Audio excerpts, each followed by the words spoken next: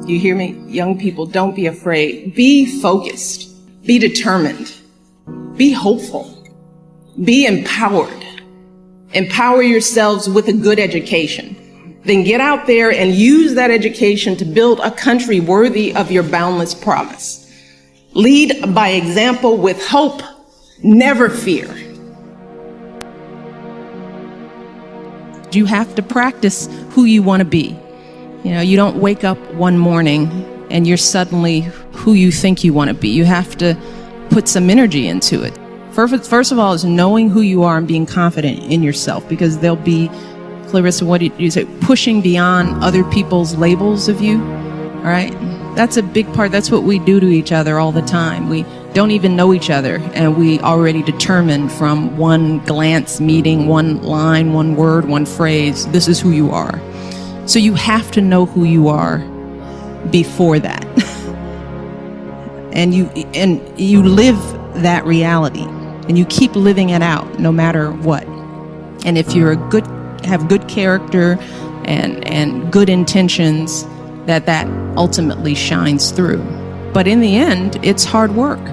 And I like to work hard, and I like to do good things. And you practice that now. And believe it or not, I didn't know it. It prepared me to be the First Lady of the United States. I didn't know. I guess I'm doing okay. But you know what? Every day we just get up and keep doing what we think is the right thing. So if you want to be an honest person, you have to be an honest person every day, even starting at 3 and 4 and 5, right? If you're going to be a hard worker, hard work doesn't just appear. You have to practice hard work.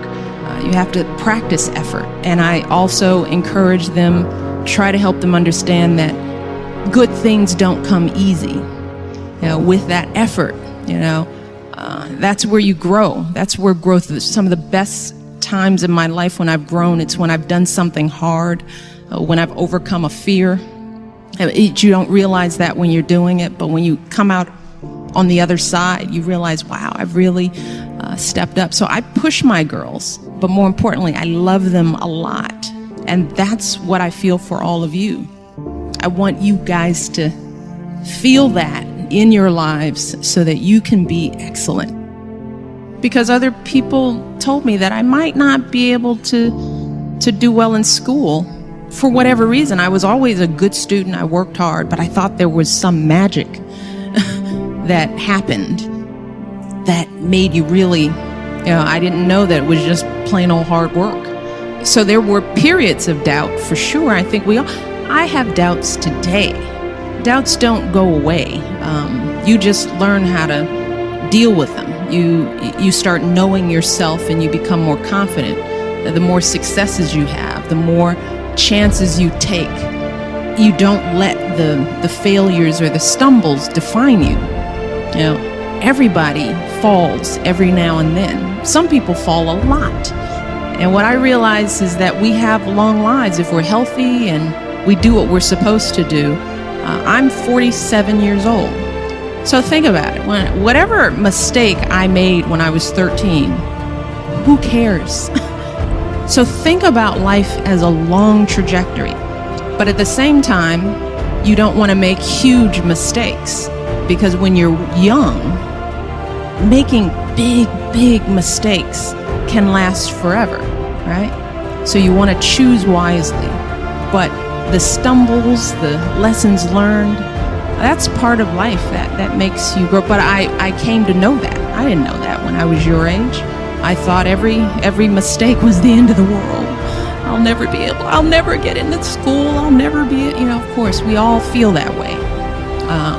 But just continue to work, put the effort in. So I would encourage you all to read, just keep reading. And writing is another skill. It's practice. The more you write, the better you get.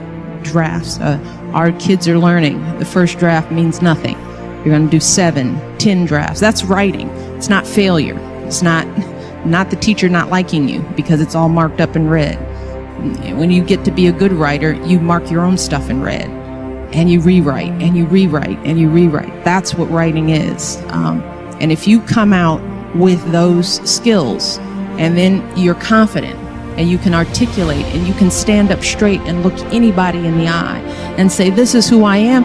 It's a pleasure to meet you. That's one of the things we try to do with our mentoring program with young girls. My message to them is, if you can walk into the White House and meet the First Lady and say, my name is, how are you, and look me in the eye, then there's nothing you can't do.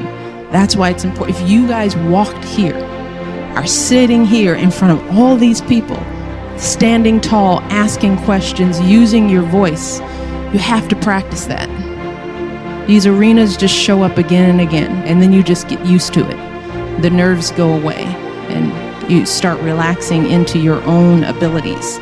But it's practice. When you are struggling and you start thinking about giving up, I want you to remember something that my husband and I have talked about since we first started this journey nearly a decade ago. Something that has carried us through every moment in this White House and every moment of our lives.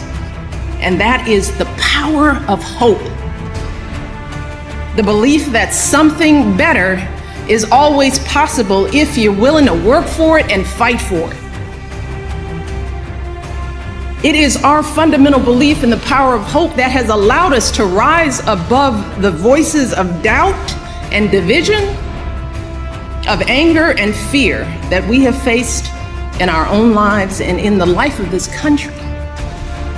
Our hope that if we work hard enough and believe in ourselves, then we can be whatever we dream, regardless of the limitations that others may place on us. The hope that when people see us for who we truly are, maybe, just maybe, they too will be inspired to rise to their best possible selves. Shoot, it's the hope of my folks like my dad. Got up every day, do his job at the city water plant. The hope that one day his kids would go to college and have opportunities he never dreamed of. That's the kind of hope that every single one of us, politicians, parents, preachers, all of us, need to be providing for our young people. Because that is what moves this country forward every single day. Our hope for the future and the hard work that hope inspires. I want our young people to know that they matter, that they belong. So don't be afraid. You hear me? Young people, don't be afraid. Be focused. Be determined. Be hopeful. Be empowered. Empower yourselves with a good education. Then get out there and use that education to build a country worthy of your boundless promise. Lead by example with hope. Never fear.